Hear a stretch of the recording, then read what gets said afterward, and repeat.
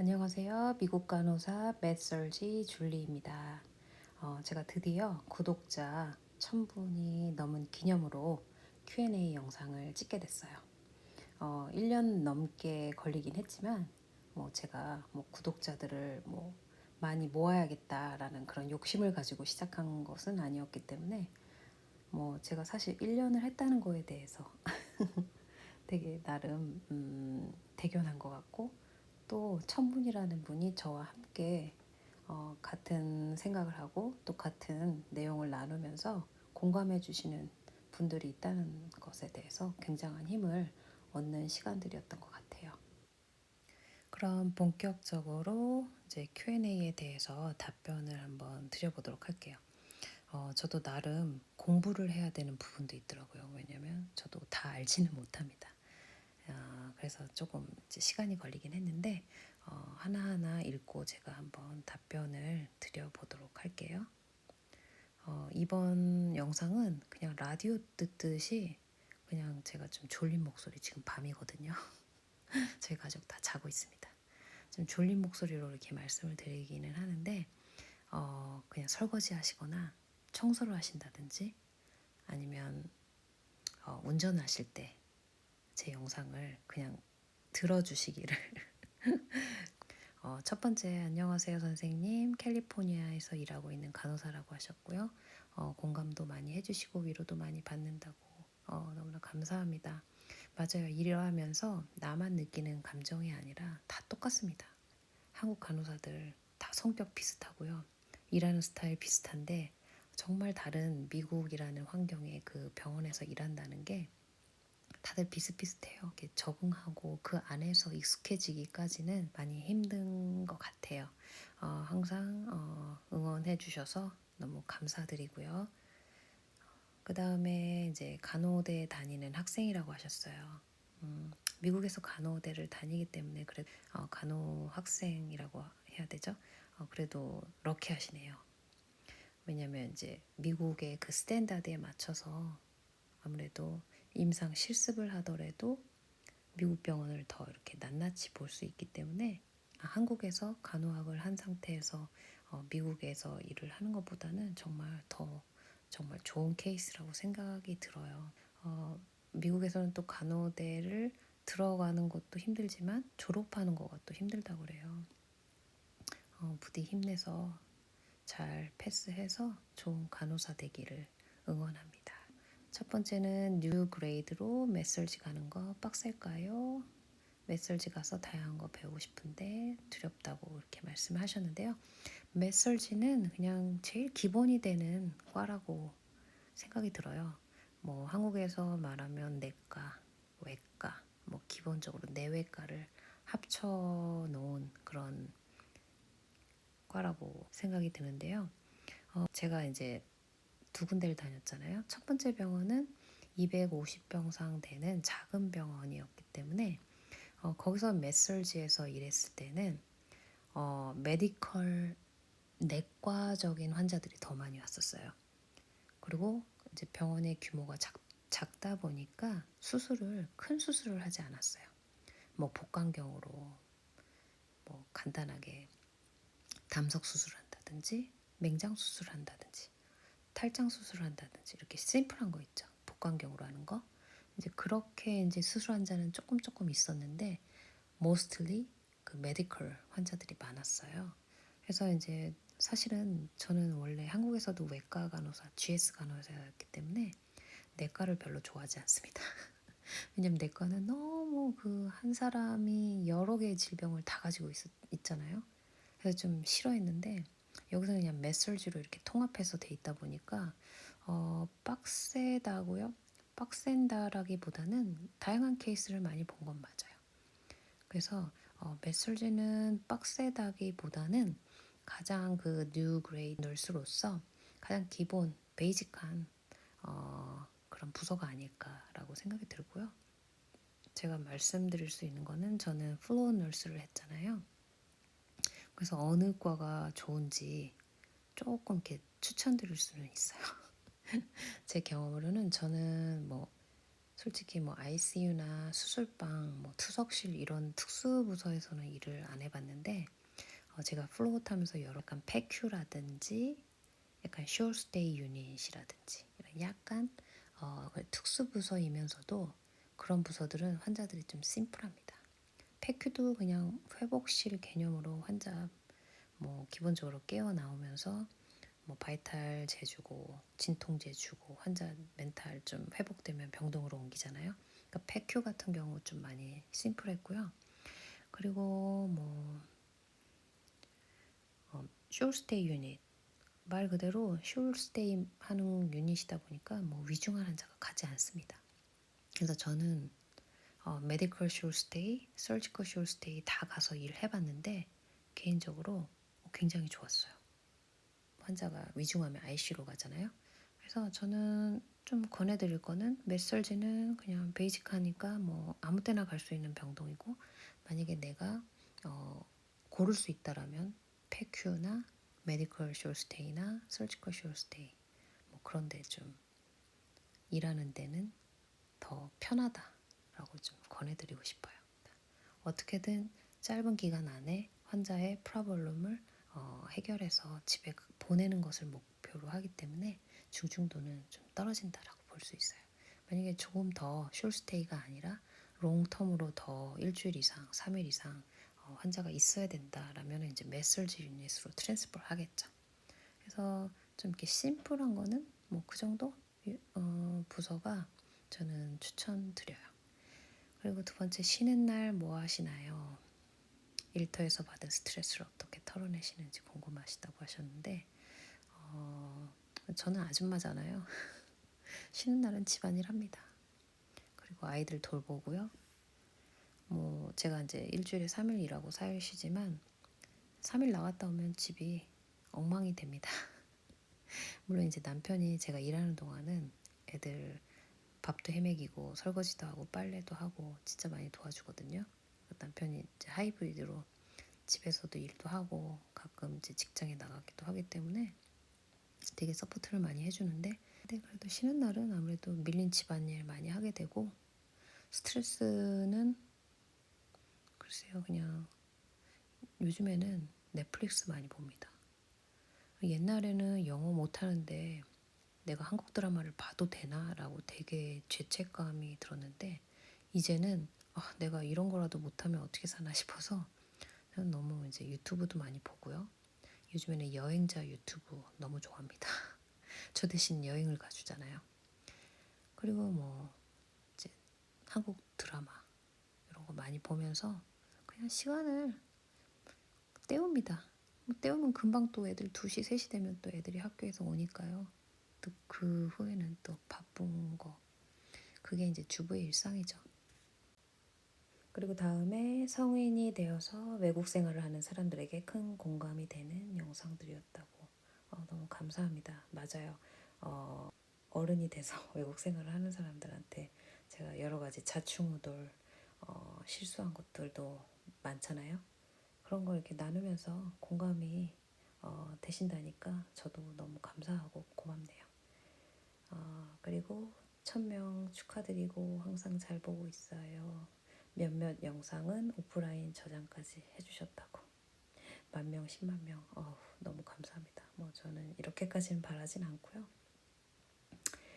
그리고 마트 장 보는 거나 공원이나 아이들 사교육같이 미국살이 하는 브이로그 좋아해 주셔서 너무 고마워요. 저는 사실은 너무 이렇게 병원에 국한된 걸 보여주다 보면 좀 한계가 있어요. 왜냐면 에피소드가 맨날 비슷한 일이 일어나는데 제가 뭐 특별하게 짜내서 말씀을 드려야 되는 건 아니잖아요. 그래서 뭐 비슷비슷한 얘기는 맨날 이렇게 제가 말씀드리기 그래서 저는 그래도 한 영상마다 이렇게 좀 재미있는 일상생활을 하나씩 이렇게 넣어드리면 여러분들이 또 대충 미국 생활이 저렇구나라고 이렇게 맛보기는 될 것 같아서 일부러 좀 그런 영상들을 올리거든요. 저는 뭐 페이스북이나 뭐 인스타그램은 잘 하진 않아요. 근데 이제 유튜브에 이런 걸 잠깐 이거 한번 공유해 볼까 하고 이렇게 가끔 이렇게 좀 재밌는 영상 있으면 일부러 생각해서 이렇게 찍는 건 있어요. 그래서 이민생활 소소한 꿀팁 같은 거 이민이 아니라도 단기 체류하실 분들에게 도움이 되시면 저도 감사하겠네요.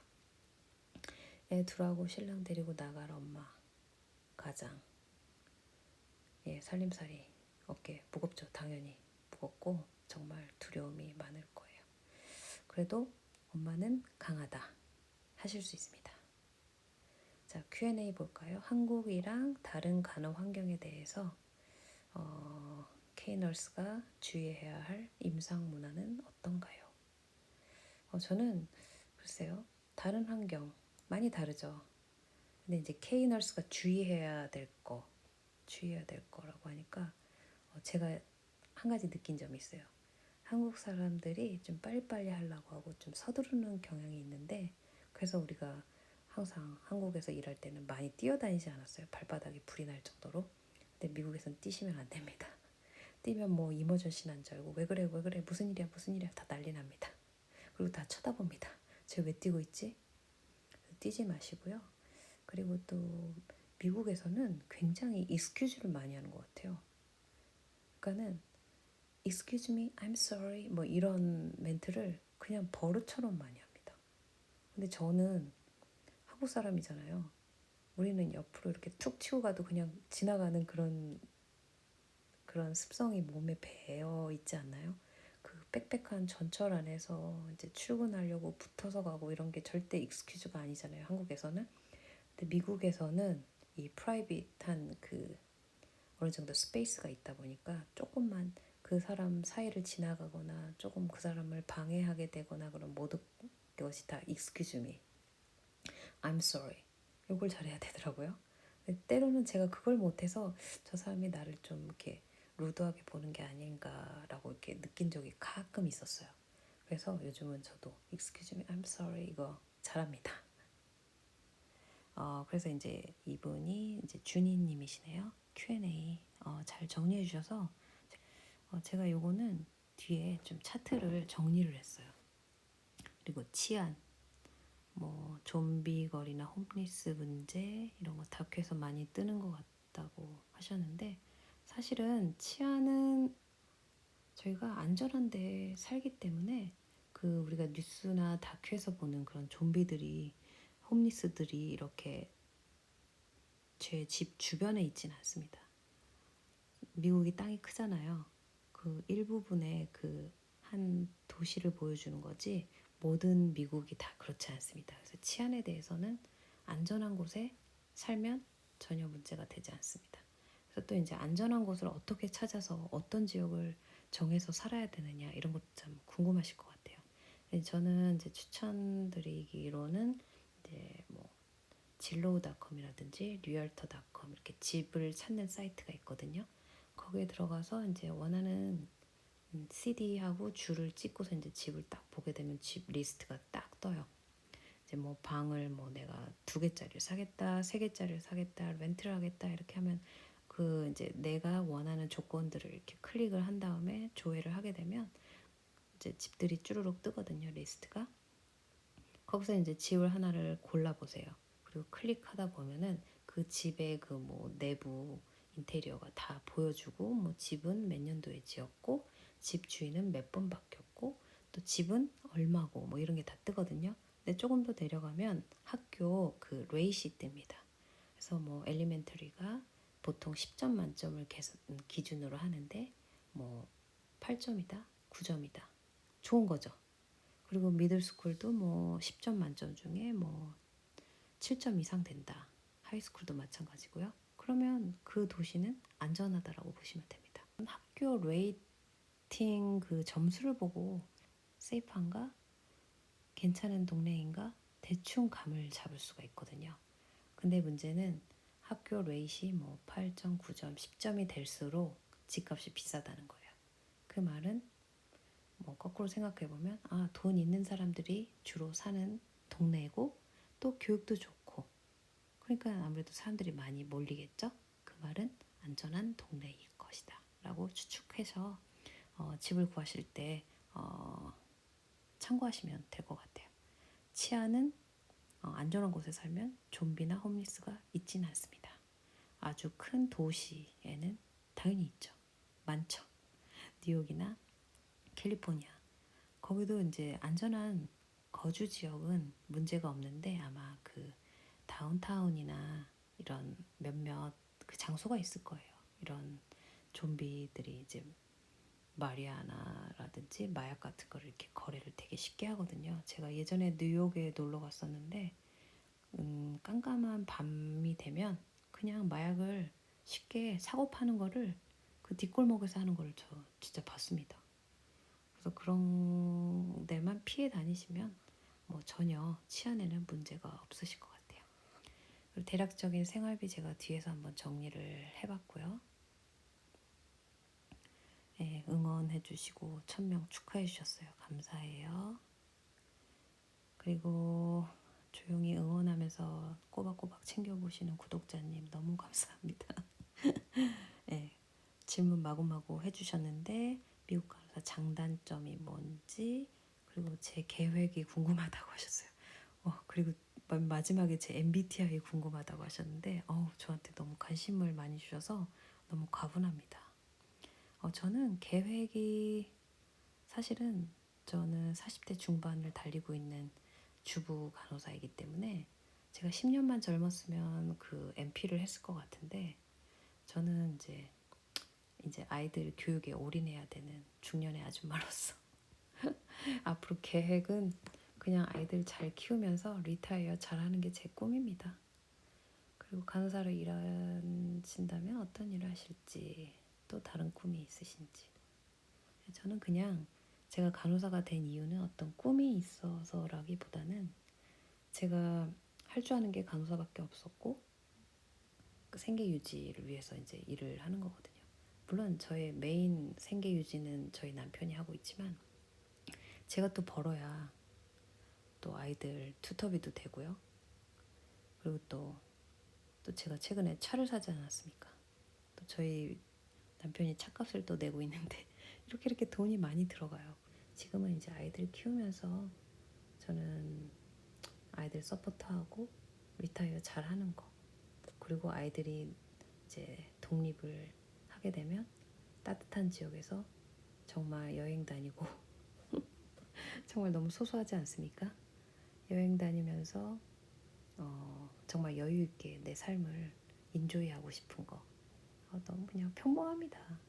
그리고 또 이제 주변에서 나를 서포트해주는 어떤 단체라든지 기회가 된다면 저는 어렸을 때부터 의료 선교하는 거 꿈이었어요.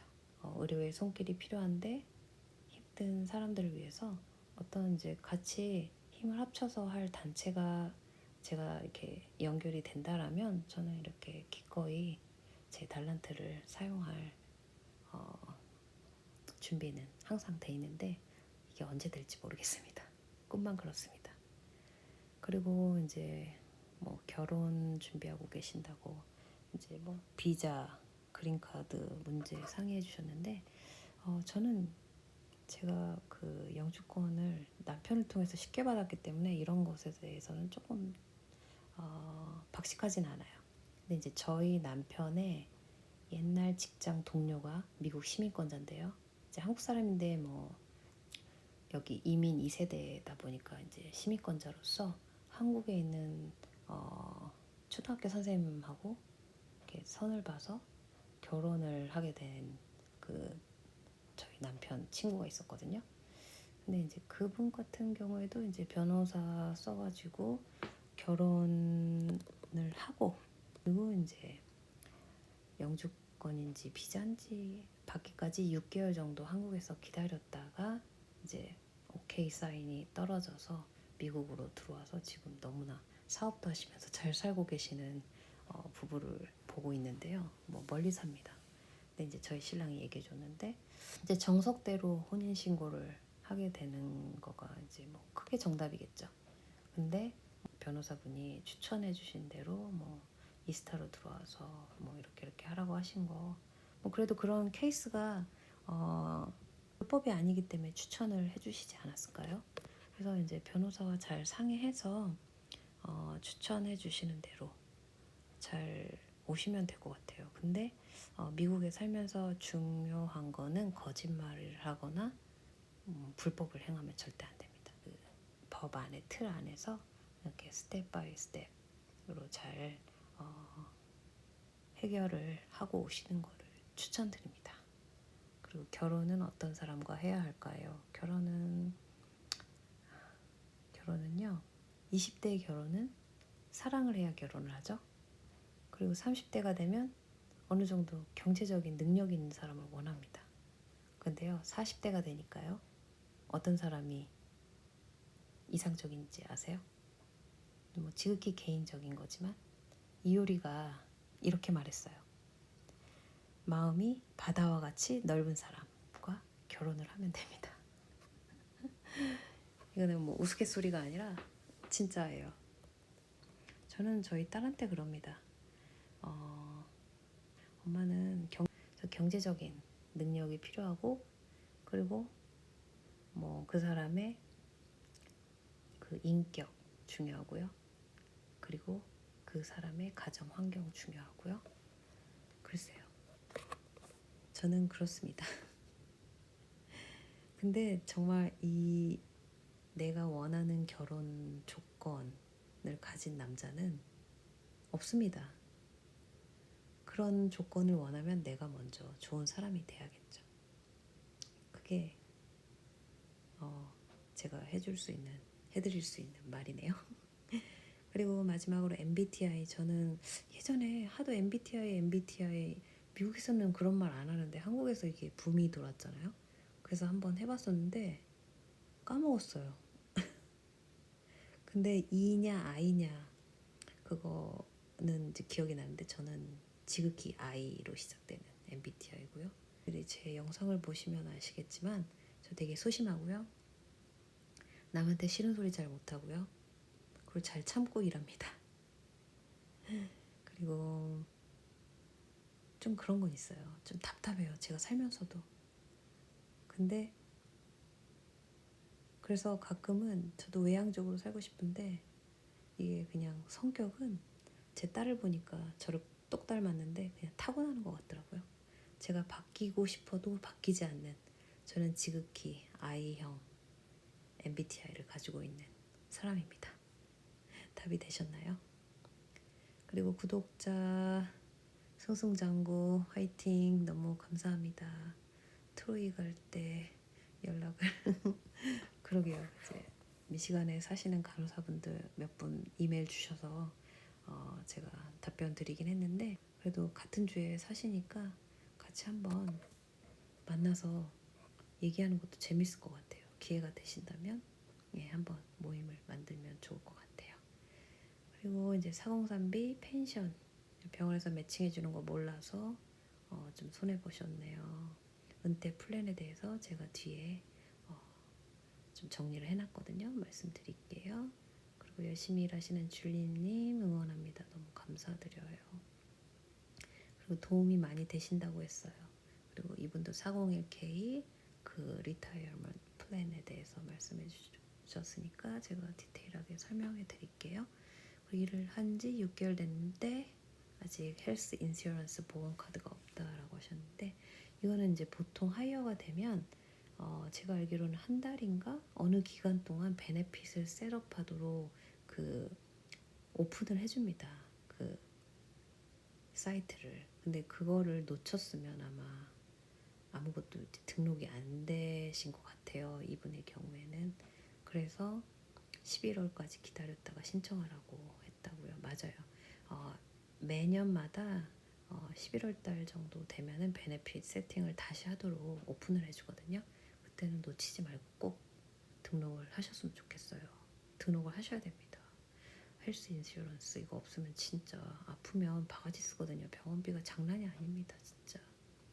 그래서 이제 아들이 입학할 때 예방접종 뭐 이것저것 주사 맞았는데 200불 냈다라고 하셨는데 아마 인슈런스가 없으면 돈을 더 냈을 수는 있죠. 왜냐면 이제 헬스 인슈런스 같은 경우는 병원에서 되게 많이 이렇게 서포트가 돼서 어느 정도 커버리지가 되거든요. 뭐 예를 들어서 뭐 40대 이상 여성은 그 유방암 스크리닝하는 메모그램이 공짜거든요. 이얼리. 그런 것처럼 뭐 예방접종도 마찬가지일 거예요. 이렇게 그 안에서 이렇게 베네핏이 있는데 아마 보험 세팅을 안 하셨기 때문에 그거를 좀 놓치신 것 같네요. 그다음에 미국 가서 일해보고 싶어서 구독했어요. 감사합니다. 소소한 일상 재밌게 보고 있어요. 더 재밌게 보여드리도록 노력할게요. 예, 축하 인사 감사드립니다. 그리고 연금 궁금하다. 근데 이제 제가 대충 이런 질문들을 좀 서머리 해가지고 나름 적어봤거든요. 보여드릴게요. 그럼 미국 생활비에 대해서 먼저 설명드릴게요. 이건 저의 경우 예시를 들어서 보여드리는 거고요. 생활비는 저는 집세가 가장 비중이 커요. 저는 다운페이를 좀 많이 했기 때문에 그나마 2,600불밖에 안 내지만요. 저는 싱글 하우스에 살고 있고요. 저는 뭐 다행히도 그 몰기지 이자율을 낮게 집을 샀기 때문에 저는 정말 너무 다행입니다. 요즘은 7% 8%까지 올라서 아마 제가 지금 저희 집을 살려고 한다면 제가 봤을 때는 한 1,000불 이상은 더 내야 되지 않을까 그렇게 생각이 들어요. 저는 럭키하게도 뭐 집세를 2,600불밖에 내지 않는다. 뭐 물론 다운페이를 좀 저는 많이 했습니다. 뭐 아파트에 사시든지 콘도나 뭐 타운하우스에 사시는 분들도 보통 이제 4인 가족 기준으로 했을 때 뭐 방이 2개, 3개는 기본으로 있어야 되잖아요. 그렇게 되면 요즘에 렌트비가 보통 제가 알기로는 3, 4천 불 되는 걸로 알고 있습니다.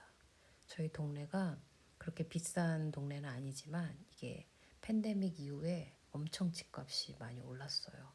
그래서 아파트, 콘도 렌트를 하게 되더라도 방 한 3칸 정도를 구하신다라고 하면 아마 렌트비가 3,000불 훌쩍 넘을 거예요. 근데 저는 집이 있고 다행히 집세를 2,600불밖에 안 내니까 그나마 그래도 럭키한 거죠. 근데 이 2,600불이 제가 몰기지를 다 갚는 게 아니고요.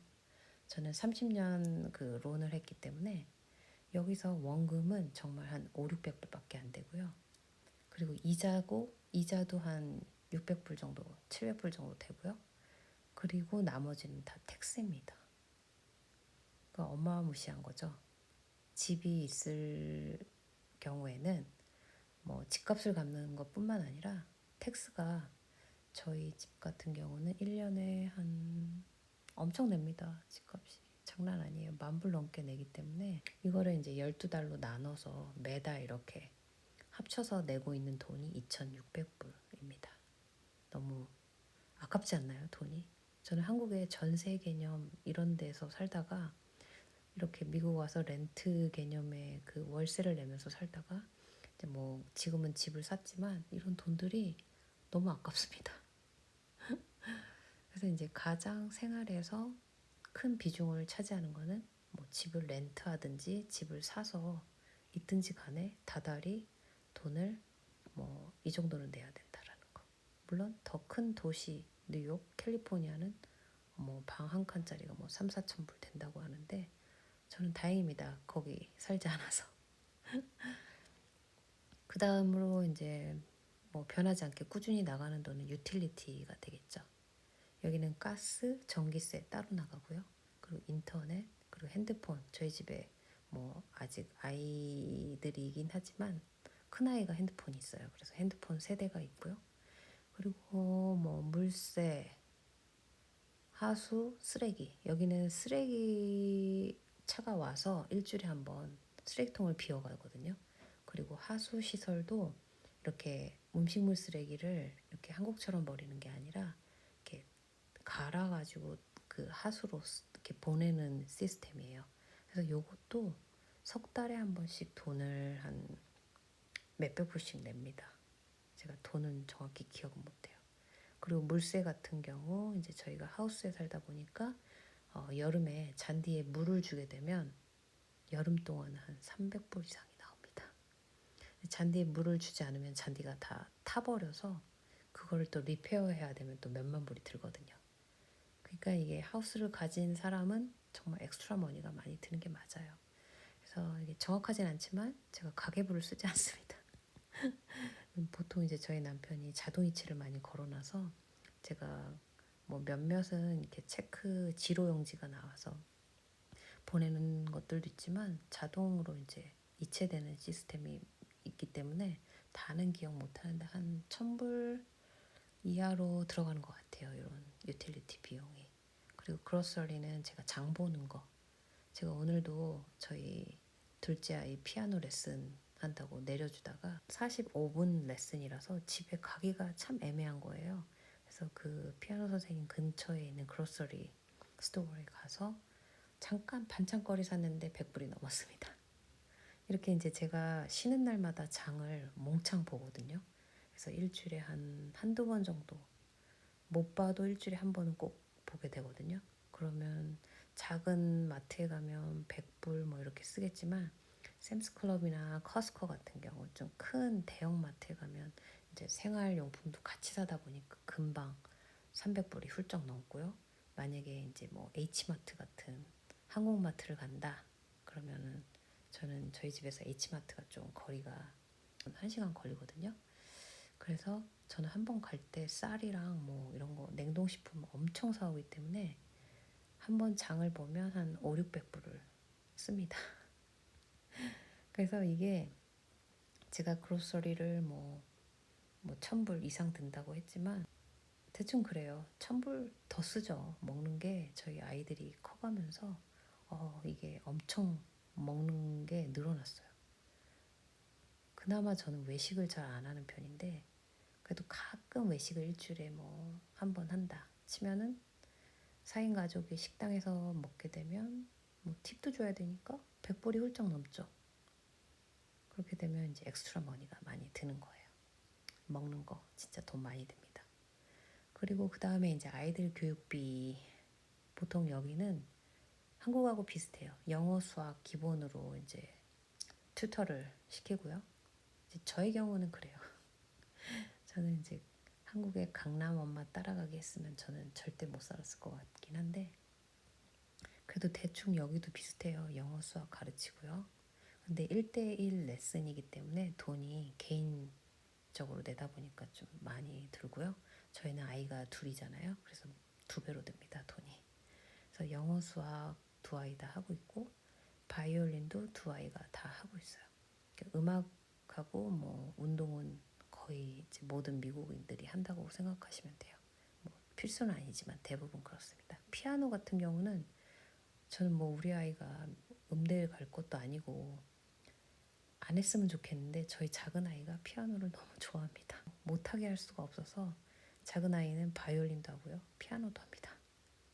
그리고 이제 미술 같은 경우도 큰 아이, 작은 아이 둘 다 하고 있어요. 뭐 영어 수학에 뭐 예체능을 하고 있는 거죠. 근데 또 여기에 운동을 지금은 하고 있지 않은데 옛날엔 수영이랑 테니스를 시켰었거든요. 근데 이게 수영은 뭐 맨몸으로 하는 거기 때문에 큰 돈은 들지 않는데 운동 같은 경우 그 테니스 같은 경우는 귀족 스포츠 같습니다. 거의 한 2달 정도인가요? 일주일에 한 번 하는 거 등록하는데 그 당시에 700불, 800불 정도 들었어요. 한 명당. 그래서 이제 2아이를 하면 운동, 테니스만 뭐 1,500불 가까이 드는 거였는데 이게 다행인지 다행이 아닌 건지 모르겠는데 저희 아이들이 운동을 싫어합니다. 근데 저는 솔직히 아이들이 싫어하는 건 시키지 않습니다. 저는 싫어하는데 굳이 돈을 쓸 생각이 없거든요. 그래서 운동은 안 하지만 그래도 영수, 음악이랑 미술 정도 하는데 제가 2아이 다 하기 때문에 한 1,800불 정도 다달이 쓰고 있습니다. 그리고 이제 차량 유지비. 저는 그 예전에 개솔린 차를 끌고 다닐 때는 병원과 거리가 꽤 있어가지고 일주일에 한 번 기름을 넣었어요. 일주일에 한 번 가스를 넣게 되면 60불 가까이 넣거든요. 그러면 한 달이면 뭐 한 250불 이상 기름을 넣게 되고요. 그리고 또 저희 신랑도 나름대로 왔다 갔다 또 하이브리드로 회사 생활을 하기 때문에 또 저희 신랑은 신랑대로 또 기름을 넣고 아이들 라이드를 하기 때문에 차가 어쨌거나 2대가 움직이게 돼 있거든요. 그러다 보니까 주유비가 뭐 300불 이상 드는데 다행히 제가 이번에 전기차로 바꾸지 않았습니까? 그래서 이제 기름비는 조금 돈을 세이브를 할 수 있게 됐어요. 그렇지만 차를 샀기 때문에 또다시 차 할부금이 800불 정도 다달이 나가게 되고요.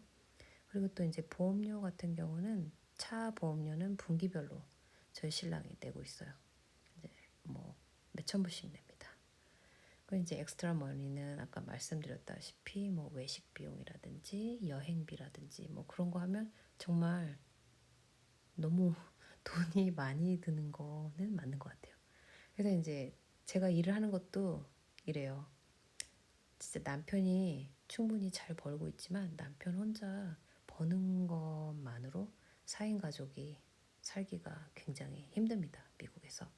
그래서 이제 나름 그나마 맞벌이를 하고 있기 때문에 아이들 투터도 여러 가지 시킬 수 있고 아이들 교육비도 이제 점점 예전에는 유치원비만 내고 가끔 수영이나 보내고 했던 것들이 이제는 영어 수학 뭐 또 이제 악기 이런 걸 하면서 돈이 굉장히 많이 듭니다. 지금 이렇게 하면 진짜 한 사람이 버는 돈 플러스 다른 한 사람이 버는 돈까지 침범해서 정말 많은 돈을 다달이 페이하고 있어요. 정말 얼마인가요? 눈으로 대충 보이는 금액만 해도 3천, 4천, 5천, 7천, 한 8천 불 이상을 내고 있네요. 정말 미쳤습니다. 미국 정말 살기 힘듭니다. 그 다음에 이제 미국 공교육에 대해서 질문을 해주셨는데 보통 5세 이전에는 프리스쿨이나 데이케어를 보내게 돼요. 이건 유료입니다. 근데 이제 보통 맞벌이를 하지 않으면 미국 엄마들도 유치원을 꼭 보내지는 않아요. 그냥 데리고 있는 경우도 있는데 저 같은 경우에는 우리 작은 아이가 유치원 다닐 때 프리스쿨 다닐 때 일을 시작했기 때문에 저는 뭐 보통 한 6년 전 되겠네요. 1년에 7,000불 이상을 유치원비로 냈었고요. 그리고 이제 유치원이 보통 한 3시쯤 끝나기 때문에 3시부터 6시까지 그래도 3시간을 더 봐줘야 이제 퇴근해서 애를 픽업하기 때문에 그 데이케어비를 제가 뭐 하루 종일 하면 50불이지만 그래도 3시에서 6시이기 때문에 한 20불, 25불 정도 더 페이를 했었습니다. 그래서 거의 1년 동안 10,000불 가까이 쓰지 않았을까. 정말 어마어마한 돈을 유치원 비용으로 날렸죠. 그리고 나서 이제 5살 되면 킨더가든부터 공교육에 들어가면서 무료가 돼요. 그래서 킨더가든 5살부터 12학년까지는 무료 교육으로 들어가기 때문에 돈은 안 들죠. 근데 이제 사교육비가 드는 거죠. 그래서 저희 아이들이 말씀드렸다시피 영어, 수학, 음악, 운동 보통 다 이렇게 하고 있는 거 많이 봤어요. 남자아이들은 뭐 축구라든지 여기는 좀 추운 지방이다 보니까 하키 하는 아이들도 봤고요.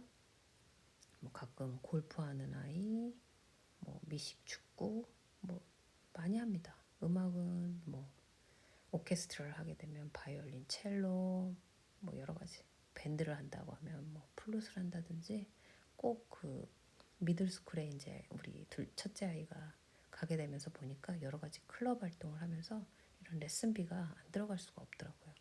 그래서 사교육은 만만치 않게 1,800불 정도 저는 들어가고 있고요. 근데 여기서 이제 운동이 안 들어가니까 저는 그나마 돈이 조금 세이브 되는 거긴 한데 정말 끔찍합니다. 이래서 제가 오버타임을 정말 해야 된다라고 절실하게 요즘에 느끼고 있어요.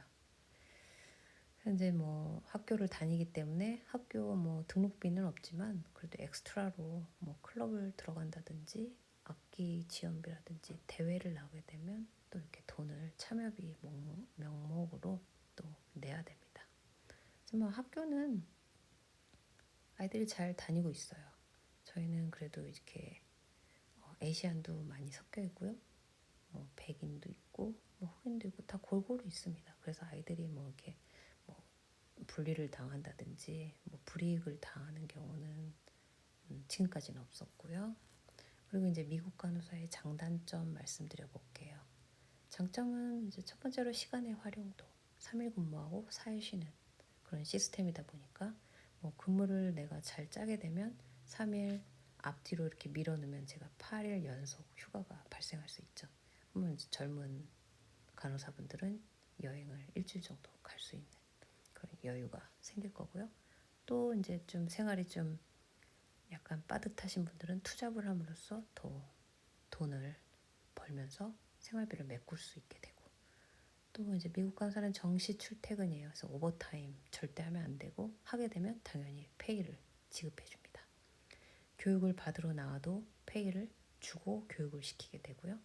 그리고 회식이 없는 문화, 이거 너무 메리트 있고 좋은 것 같아요.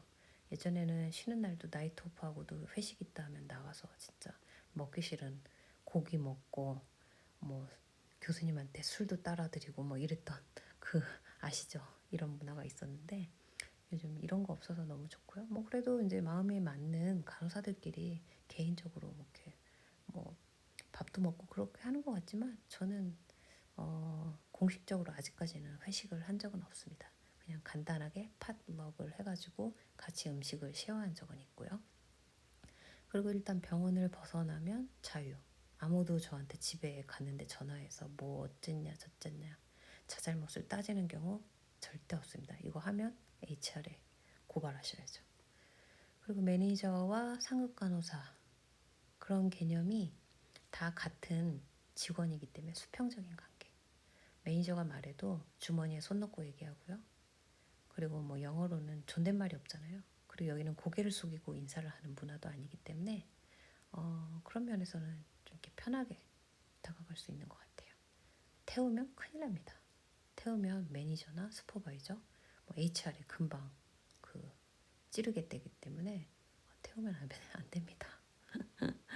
태우는 건 못 봤어요. 그냥 약간의 신경전은 있는데 뭐, 뭐 한국식으로 뭐 인격 모독을 하고 그렇게 뭐 힘들게 하진 않습니다.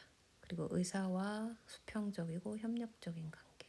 가끔 의사도 여러 찔이다 보니까 좀 못된 의사들도 있는데 그래도 의사는 간호사를 굉장히 신뢰하고 환자 제일 가까이에서 보는 사람이 간호사기 때문에 굉장히 존중을 많이 해줘요. 그래서 저한테 이제 뭐 오대를 내리면서 이거 했어 왜 안 했어 막 이렇게 저를 막 들들 볶는 그런 게 없죠. 그리고 항상 고맙다 그러고 혹시 네 생각은 어떠니 항상 물어봐 주고요. 환자 그동안 어떻게 뭐 했는지 간호사를 통해서 정보를 많이 받기 때문에 굉장히 이렇게 좀 힘든 관계는 아니에요. 굉장히 의지하고 이렇게 서로 이렇게 리스펙트하는 관계라고 보시면 될 것 같아요. 저는 옛날에 한국에서 어떤 경험이 있었냐면 한국 뭐 모든 의사가 그렇진 않았지만 그렇게 이제 막 간호사한테 함부로 하고 뭐 욕도 하고요. 뭐 컴퓨터도 집어던져서 깨진 경우도 있었고요. 그렇게 이제 간호사를 뜰을 벗고 안 했으면 왜 안 했냐. 차지한테 가서 똑바로 교육시켜라. 수선생님한테 가서 저 간호사가 뭐 어쨌다 이런 거 이르는 의사들 진짜 많았어요. 너무 힘들었어요. 그런 거. 그리고 저는 정말 기억하는 게 옛날에 회식을 갔는데 회식은 이제 보통 저녁 시간에 하잖아요. 그러니까 이브닝 간호사들은 주로 일을 하고 대입번이 회식을 참가해요. 이브닝 간호사가 전화가 왔어요. 저한테 개인적으로 회식을 하고 있는데 어떤 의사가 이거 무슨 일이 생겨갖고 저한테 이모저모 어떻게 된 상황인지 알아보라고 했다는 거예요. 근데 제가 뭘 미싱을 했었나 봐요. 뭐 제가 뭐 일을 그렇게 잘하진 않았습니다만. 근데 이제 저한테 전화를 바꿔달라고 해가지고 저한테 계속 따지는 거예요. 그거 왜 안 했어요? 이랬잖아요. 이러면서 저한테. 그래서 아니 나는 지금 이미 퇴근을 했고 회식을 하고 있는데 나한테 지금 어쩌라는 거지? 그래서 처음에는 저도 되게 소심한 I형 MBTI 소유자로서 죄송해요 했는데 이 의사가 장난이 아닌 거죠. 그래서 어쩔 거냐고요. 이렇게 하면 어떻게 하냐고요. 그래서 저를 옆에 있었으면 진짜 한 대 칠 기세로 저한테 막 그 억압을 주는데 제가 진짜 그때 좀 저도 좀 미쳤나 봐요. 그래서 어쩌라고요. 그래서 어쩌라고요. 저도 모르게 대들은 거예요. 그랬더니 이제 그 의사가 화가 나가지고 어쩌라고요? 어쩌라고요? 그러면서 이제 난리를 친 거예요. 전화상으로. 아니 근데 저는 그래서 이미 일은 터졌고 그럼 어쩌라고요 이런 의미로 한 말이었는데 이제 더 상황이 악화된 거죠. 저는 정말 이렇게 의사하고 물론 저하고 친구 같은 의사도 있고 착한 의사들도 많았어요. 근데 정말 이런 그 간호사한테 함부로 하는 이런 의사들 때문에 정말 일하기가 너무 싫었고 진짜 실예로 이런 의사 때문에 그만둔 저희 간호사도 꽤 있었습니다. 근데 미국에서는 anyway 이런 경우는 절대 없다라는 거 안심하고 오셔도 될 것 같고요. 그리고 리소스가 많아서 일하기 편합니다. 간호사 혼자서 하기보다는 뭐 소셜 워커라든지 케이스 매니저가 다 있어가지고 환자를 같이 케어합니다. 그래서 퇴원하게 되면 환자에게 어떤 도움이 필요한지 다 그 케이스 매니저가 어떤 뭐 세팅이 필요한지 다 셋업을 해줍니다. 그리고 소셜 워커가 어느 정도 뭐 지지가 필요한 환자라면은 다 알아서 어레인지를 해주고요. 그리고 피지컬 테라피, 오큐페이셔널 테라피들이 다 같이 하기 때문에 정말 간호사 혼자서 다 하지 않아요. 그래서 너무 일하기 편해요. 약 같은 것도 다 간호사가 다 에듀케이션을 하기보다는 약사가 주로 올라와서 많이 티칭을 합니다. 저는 너무 편해요. 그리고 휴가, 병가 맘대로 쓰시면 됩니다. 뭐 갑자기 아프다 그러면 출근 제가 알기로는 몇 시간 전 안에 전화하면 캔슬 가능합니다. 어디가 아픈데 괜찮아 언제 올 수 있어 이런 거 절대 물어보지 않습니다.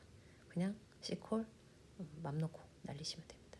단 너무 많이 날리면 그 나중에 1년마다 이렇게 이밸류에이션을 같이 슈퍼바이저가 하거든요. 그때 너 시콜 몇 번 날렸어. 너무 많이 날린 거 아니야? 뭐 이렇게 조금 핀잔을 들을 수는 있지만 뭐 그런 개의치 않는 것 같아요. 이건 장점이었고 그다음에 단점은 의사소통 영어로 해야 된다라는 단점. 저는 이제 뭐 영어가 덕분에 많이 늘었습니다. 뭐 100%는 안 돼요. 근데 예전에 비하면 정말 많이 좋아졌고 일하면서 부딪힌 게 가장 커요. 제가 뭐 ESL도 해봤고 그룹 스터디도 해봤고 했는데 발런티어도 해보고 했는데 결국 제 영어를 임프루브 시켜준 건 제가 정말 땀을 뻘뻘 흘리면서 식은땀을 흘리면서 정말 그 온몸에 전율이 흘릴 정도로 그 흠뻑 피눈물을 흘리면서 일을 하면서 배운 영어 그게 제 생존 영어가 저를 지금까지 있게 해준 것 같아요. 그래서 영어는 항상 숙제이다. 그렇지만 영어에 너무 부담을 가지시지 말고 몸으로 부딪히면서 항상 시간이 가면 해결되니까 너무 걱정은 안 하셔도 될 것 같아요. 그리고 저는 제일 먼저 한국하고 미국하고 달랐던 거는 간병인 문화. 여기는 간병인 문화가 없거든요. 한국은 돈 주고 간병인을 썼었잖아요. 무료 간병인도 있었고. 그래서 이제 그분들이 기본적으로 밥도 먹여주고 기저귀도 갈아주고 화장실도 보조해주고 다 했었는데 여기는 그런 게 없습니다. 보호자가 있어도 환자 하이진 하는 것들은 다 간호사의 목, 널스에이드의 목이에요. 그래서 뭐 환자가 기저귀가 젖었다. 보호자가 콜합니다. 우리 남편이 오줌 쌌어. 똥 쌌어. 뭐 이렇게 말해요. 그러면서 이제 우리 보러 갈아주라는 거죠. 자기는 아무것도 안 합니다. 팔짱 끼고 가만히 있습니다. 좀 그래도 좀 개중에 착한 보호자는 막 이렇게 도와주시는데 이게 간호사의 몫이라는 거 그리고 실수에는 책임이 따르는 거 그래서 이제 저희가 간호기록 그런 거 프로그레스 노트를 잘 남겨야 되고 뭐든지 의사한테 노티하고 내가 빠져나갈 항상 명분은 남겨놔야 된다는 거 항상 오케이 네가 그러면 알았어 했다가 덤탱이를 쓸 수 있거든요. 그래서 그런 부분은 좀 조심하셔야 되고요. 일을 안 하게 되면 시급은 못 받습니다. 왜냐하면 모든 대부분의 미국 간호사들은 아울리로 월급을 받기 때문에 일을 내가 시코를 날렸다든지 뭐 갑자기 오버스태핑이 돼서 뭐 쉬라고 했든지 일을 안 한 거잖아요. 시급은 제로입니다. 뭐 가끔 뭐 PTO를 써서 돈을 받기도 하는데 뭐 일을 안 하면 어쨌거나 돈은 못 받는 거. 그리고 일을 많이 해서 내가 오버타임을 했다. 돈을 더 많이 받았다. 그거에 또 비례해서 세금을 더 많이 내야 합니다. 그래서 저희 남편은 그래요. 괜히 오버타임해서 세금 더 내지 말고 그냥 집에 있어. 그럽니다. 근데 그 말이 일리가 있어요, 정말. 그리고 마지막으로 제가 잘 모르는 리타이어먼트 연금 플랜에 대해서 저도 좀 공부를 해봤는데 저도 잘 알지는 못해요. 근데 제가 본 거는 401k는 일반 회사에서는 401k, 저희 남편 같은 건 401k고요. 저 같은 경우는 403b 플랜이라고 해서 연금 플랜입니다. 저희 병원은 펜션은 없어요. 그래서 펜션에 대해서는 제가 좀 정확한 정보는 아니라서 이렇게 나누지는 못하겠고요. 이런 401k라든지 403b는 미국의 퇴직연금 계획 중 하나로서 세금을 내지 않고 일정 금액을 저축하는 걸 의미해요. 그래서 이제 세금 떼기 전에 프리텍스로 돈을 저축을 하기 때문에 그래서 미래에 돈을 꺼냈을 때 세금을 납부하는 거. 그렇지만 지금은 납부하지 않는다. 그래서 좀 베네핏이 있고요. 장점으로는 세전 말씀드린 것처럼 세전 금액으로 투자를 하기 때문에 현재에는 부담을 줄일 수 있다. 그리고 자율적으로 내가 투자 그 어마운트를 정할 수 있기 때문에 원하는 옵션을 선택해서 내 마음대로 투자하면 되겠고요. 장기 저축 개념이기 때문에 퇴직까지 복리 효과로 인해서 이익을 볼 수 있다라고 하고요. 회사가 직원이 계좌에 저축한 일정 금액을 어느 정도 추가로 이렇게 매치해 주거든요. 매칭해 준다는 거는 본질적으로는 무료로 돈을 더 준다는 거죠. 그러니까 내가 만약에 뭐 100불을 낸다. 근데 회사 매칭률이 50%이다. 그럼 회사가 50불을 더 추가로 지급해 주는 겁니다. 나는 100불을 저축하지만 미래로서는 150불을 저축하는 거죠. 이런 개념으로 보시면 될 것 같아요. 그러니까 텍스 혜택도 있고 회사가 매칭을 해주니까 공짜 돈도 더 받는 거고 좋은 거죠. 그렇지만 뭐 어떤 회사는 일정 금액 이상의 매칭을 제공하지 않을 수 있다라고 했는데 이제 저희 병원 같은 경우에는 2대1로 매치를 해줘요. 그리고 제가 맥시멈으로 매칭을 할 수 있는 돈이 5%밖에 안 되거든요. 제가 이제 5%뭐 예를 들어서 한 2주급이기 때문에 2주에 200불씩 제가 리타이어 403b로 세이빙을 한다. 그럼 이제 회사가 200불에 2대1로 매출을 해주는데 이게 인플로이어 베네핏으로 들어가서 저희 병원은 400불을 매치해 주더라고요. 근데 이제 제가 2주에 200불이니까 한 달이면 400불을 저축하는 거잖아요. 그러면 병원은 800불을 내주는 거죠. 저희 병원 베네핏 좋죠. 저도 이게 맞나 했는데 제가 며칠 전에 월급 명세서를 봤는데 회사가 2배 더 내주는 게 맞더라고요. 그래서 저는 완전 개이득입니다.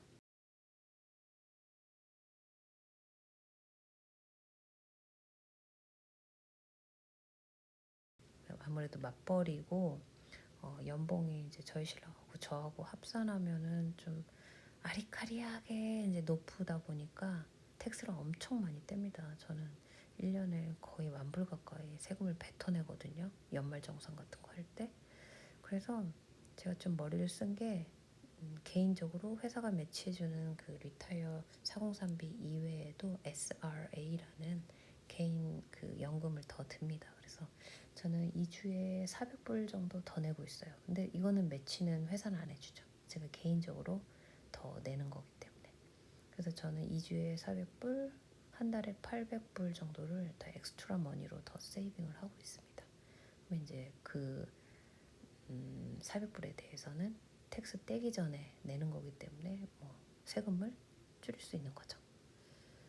단점은 조기 인출하게 되면은 벌금 내야 되고요. 세금도 뜯기고요.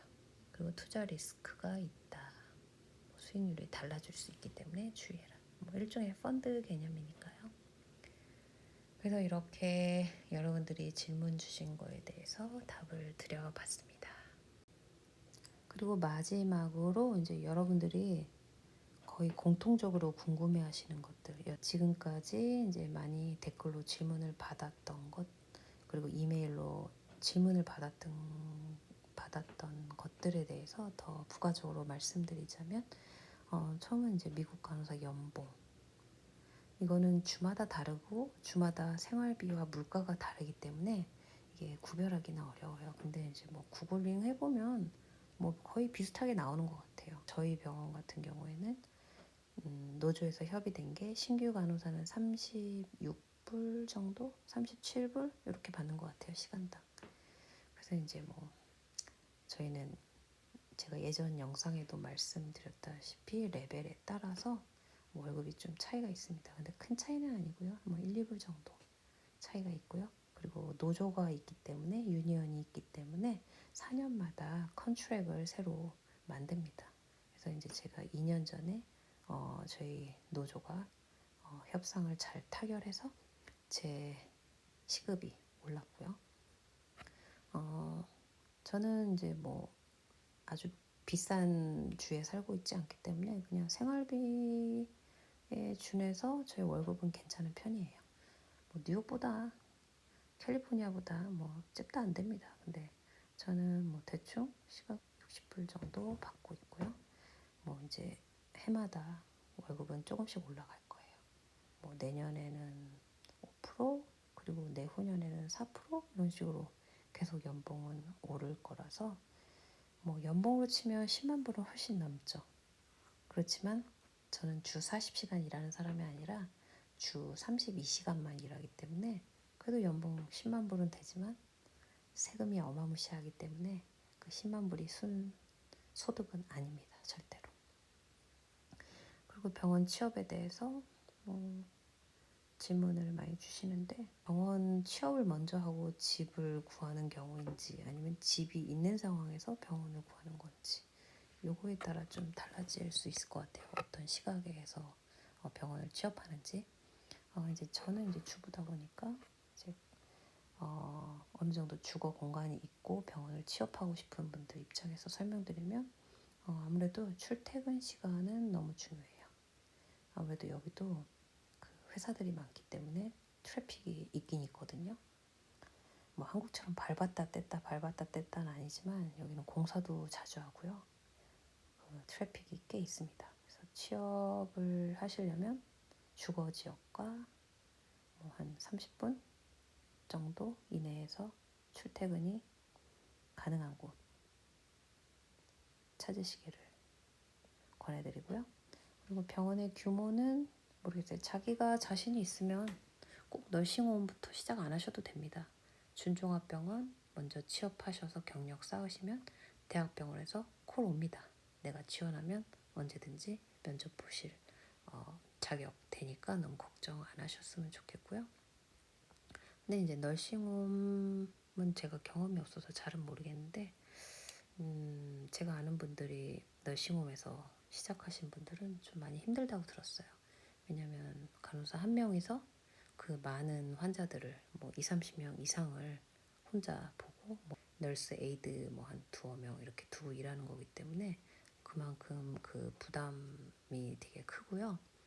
그리고 또 이제 환자 그 몇십 명을 다루기가 쉽지 않잖아요. 그래서 좀 힘들다고 들었어요. 그래서 저는 그냥 어느 정도 배드가 있는 준종합에서 시작하는 거 권해드리고요. 뭐 두드리면 기회는 항상 옵니다. 그리고 나이는 절대 관련이 없어요. 이력서에 뭐 나이 절대 적는 거 없고요. 근데 이제 추측은 할 수 있죠. 내가 뭐 경력이 얼마 있었고 뭐 언제 졸업했고 그런 거 보면 나이를 추측할 수 있지만 나이가 50살이라서 뭐 그 사람을 하이어하지 않고 그런 경우는 절대 없습니다. 제가 아는 분이 저희 옆에 병동에 이제 취직이 되셨는데 그분은 플로리다에서 오신 한국 간호사세요. 그분은 뭐 미국 남편분을 만나서 결혼을 하셨고 이제 자녀 교육 때문에 이제 플로리다에서 북쪽으로 올라오셨거든요. 근데 이제 그분이 제가 나이는 안 물어봤는데 50살이 훨씬 넘으셨습니다. 그분 말로는 자식 때문에 올라왔지만 여기서 리타이어를 하겠다라고 한 거 봐서는 한 적어도 55세 이상은 되시지 않았을까 생각이 들어요. 그래서 이제 나이는 전혀 문제가 되지 않는다. 그분도 한 방에 취직 성공하셨습니다. 경력이 20년이 있었거든요. 그래서 경력이 가장 중요하다는 거. 그리고 영어 의사소통 이거는 정말 영원한 숙제지만 뭐 하실 수 있는 그 처지에서 정말 노력하셨으면 좋겠고 자기한테 맞는 스타일대로 준비를 하시면 되고요. 그리고 이제 뭐 어느 정도 영어 점수를 냈고 나는 준비가 됐지만 그래도 정말 실질적인 영어를 의사소통하기에는 두렵다 하시는 분들 전혀 문제가 되지 않습니다. 일을 하면서 환자하고 의사소통하면서 의료진하고 커뮤니케이션 하면서 시간이 지나면 했던 말 또 하고 똑같은 말 또 합니다. 그러다 보면 반복이 로봇 같을 수는 있겠지만 항상 하는 말이 그 말이 그 말입니다. 그래서 전혀 문제가 안 되니까 시간을 좀 가지시고 좀 인내하셨으면 좋겠고요. 경력이 없어도 될까? 경력은 있는 게 좋아요. 그렇다고 해서 없다고 꼭 취직이 안 되는 건 아니니까 케이스 바이 케이스예요. 그래서 뭐 그런 거는 경력이 있으면 더 좋지만 문제되지 않는다. 그리고 이전 일했던 한국 병원 규모가 중요한가? 전혀 중요하지 않고요. 내가 어떤 부서에서 어떤 일을 했었고 무엇을 할 수 있는지가 더 중요합니다. 그리고 뭐 한국에서 어느 대학을 나왔냐, 뭐 S대냐, K대냐, 뭐 Y대냐 전혀 중요하지 않습니다. 한국에 있는 어느 대학인지 미국 사람들 모릅니다. 대신에 이제 바첼러 디그리 정도는 가지고 계시는 게 좋아요. 요즘은 대학병원에서는 무조건 바첼러 많이 뽑거든요. 저희 병원도 그렇고요. 그래서 이제 뭐 요즘은 다 4년제로 바뀌었지만 그래도 바첼러 디그리 정도는 있어야 취업하시는데 조금 베네핏이 있다라고 말씀드리겠고요. 일했던 부서가 중요하다. 내가 ER에서 일했으면 ER에 취업할 확률이 높고요. ICU에서 일을 했으면 ICU에서 하이어가 될 확률이 높습니다.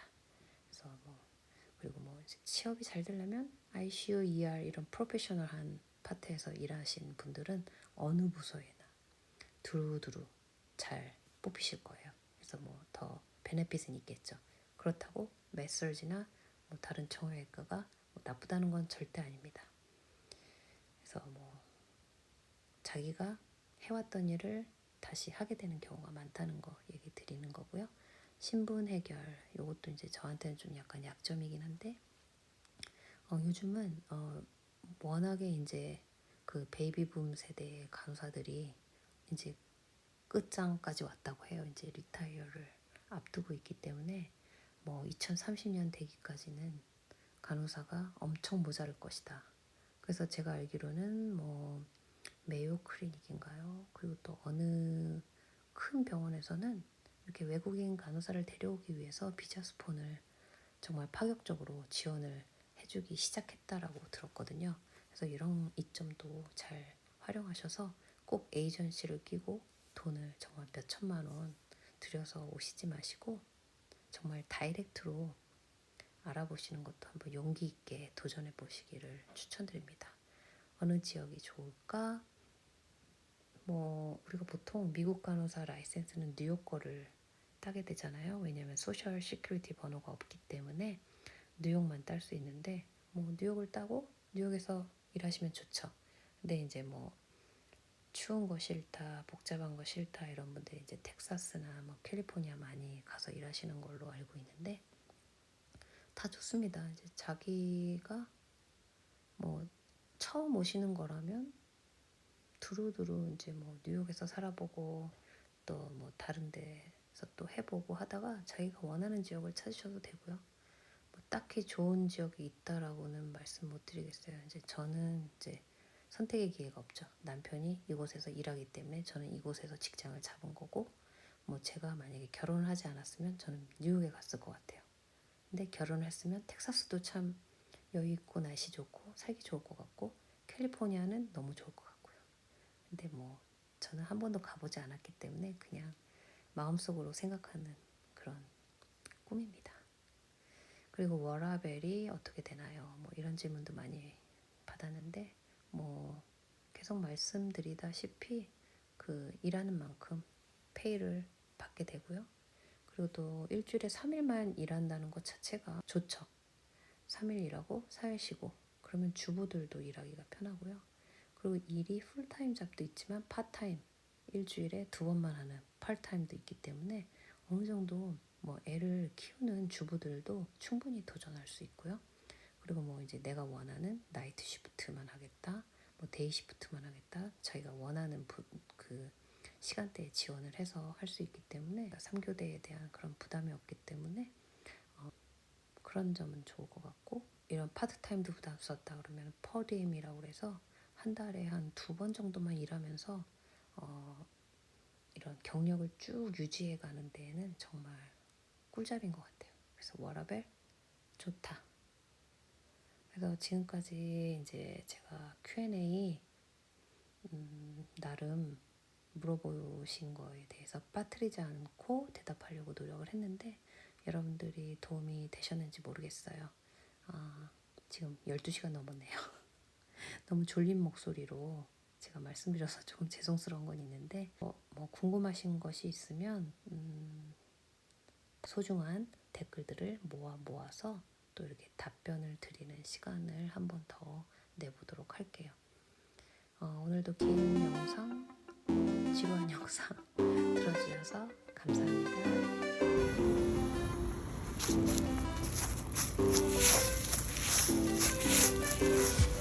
자, 오늘 요 쌀가루, 습식 쌀가루 한국마트에 팔아요. 요거를 이용해서 오늘 절편을 한번 만들어 볼 거예요. 자, 이렇게 쌀가루를 부드럽게 반죽을 하려면 채반에 이렇게 걸러서 한번 부드럽게 걸러줘야 돼요.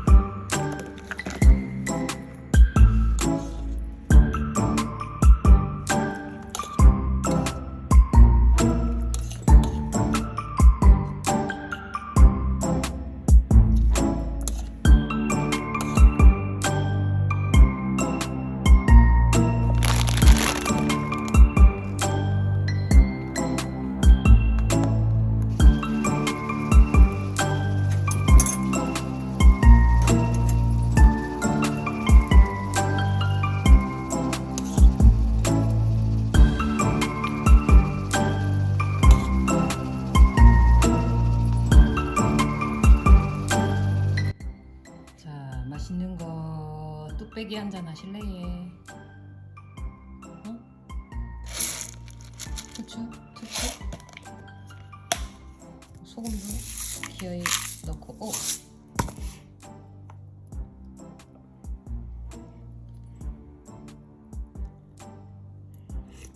죽이지? 식당에서 사 먹는 거 똑같네요. 25불 되겠습니다.